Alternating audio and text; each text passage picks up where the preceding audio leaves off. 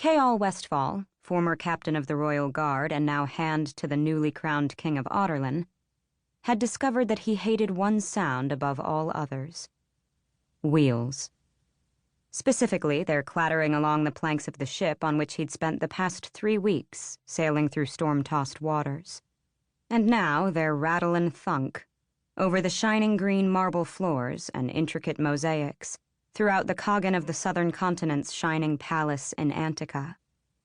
With nothing to do beyond sit in the wheeled chair that he deemed had become both his prison and his only path to seeing the world, Chaol took in the details of the sprawling palace, perched atop one of the capital city's countless hills. Every bit of material had been taken from and built in honor of some portion of the Coggin's mighty empire. Those polished green floors his chair now clattered over were hewn from quarries in the southwest of the continent. The red pillars fashioned like mighty trees, their uppermost branches stretching across the domed ceilings high above. All part of one endless receiving hall, had been hauled in from the northeastern sand-blasted deserts.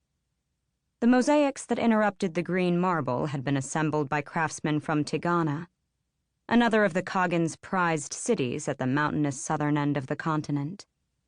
Each portrayed a scene from the Cogginate's rich, brutal, glorious past. The centuries spent as a nomadic horse people in the grassy steppes of the continent's eastern lands. The emergence of the first Coggin, a warlord who unified the scattered tribes into a conquering force that took the continent piece by piece, wielding cunning and strategic brilliance to forge a sweeping empire. And then depictions of the 3 centuries since.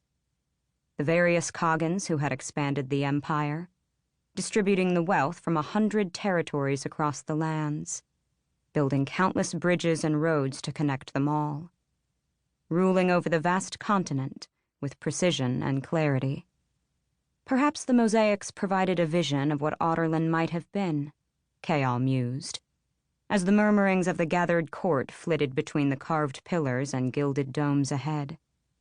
That is, if Audurlin hadn't been ruled by a man controlled by a demon king hell-bent on turning this world into a feast for his hordes.